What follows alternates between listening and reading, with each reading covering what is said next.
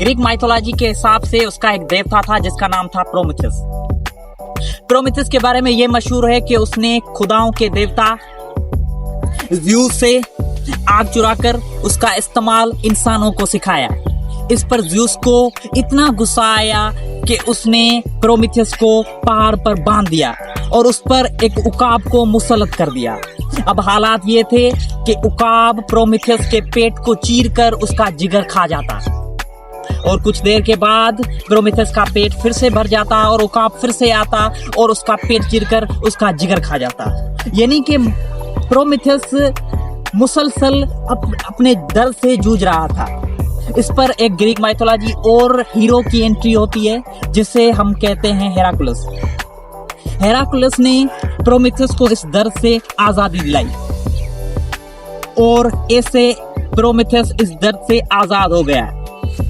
अब प्रोमेथियस जब दर्द में था लेकिन उसने एक बार भी ज़्यूस से माफी नहीं मांगी और इसी वजह से प्रोमेथियस इंसानों का देवता बन गया और उनको सब हीरो समझने लगे। इसी प्रोमेथियस से एक फिलोसोफर था जो बहुत ही बड़ा मोटिवेट हुआ।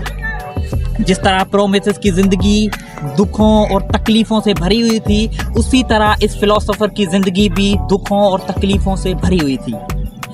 इन्हें उकाब तो नहीं मिला लेकिन ये भी जलावतन हुआ, अपने औलादों से दूर हुआ और आज इस फिलोसोफर को दुनिया कार्ल मार्क्स के नाम से जानती है। Smart and Attractive Minds, this is Sikandar Beshwari and today we are going to talk about Karl Marx. Karl Marx was born in 1818. Karl Marx की पैदाइश वेस्टर्न जर्मनी में हुई।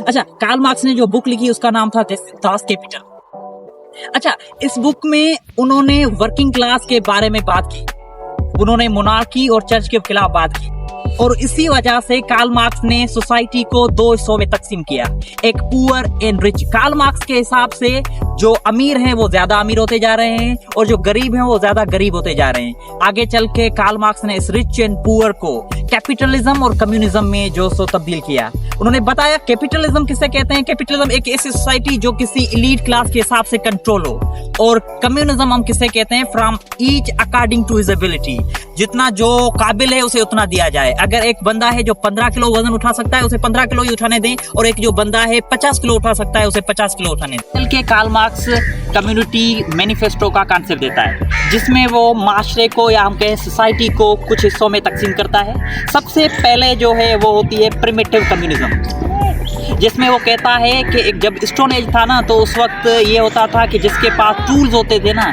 वही उसका पैसा होता था। उसके बाद वो आता है फ्यूडलिज्म के बारे में। वो कहता है फ्यूडलिज्म के बारे में वो ये कहता है कि ये वो वक्त था जब जमींदाराना और वर्किंग क्लास का खुद में तकसीम हुआ। उसके बाद वो आता है स्लेव सोसाइटी। स्लेव सोसाइटी में वो कहता है कि उस वक्त जब टूल्स आए तो जिसके पास टूल्स थे वो था उनका मालिक और जिसके पास टूल्स नहीं थे वो उनका था नौकर। आगे चल के वो बात करता है कैपिटलिज्म की, जो एलीट क्लास के लोग होते हैं वो सोसाइटी को कंट्रोल करते हैं। उसके बाद आती है स्टेटलेस कम्युनिज्म, जिसमें कोई तबका नहीं होता, कोई डिवीजन नहीं होती, हर कोई इक्वली रहता है। अगर आप कार्ल मार्क्स को समझना चाहते हैं तो ऐसे समझते हैं कि अगर आप इंग्लिश के टीचर से पूछेंगे व्हाट इज़ टाइम तो वो कहेगा टाइम इज़ प्रीशियस। अगर आप फिजिक्स के टीचर से पूछेंगे कि व्हाट इज़ टाइम तो वो कहेगा टाइम इज़ रिलेवेंट। अगर आप कार्ल मार्क्स से पूछेंगे तो वो कहेगा time is invented by clock sellers to sell more clocks. This is Karl Marx for you.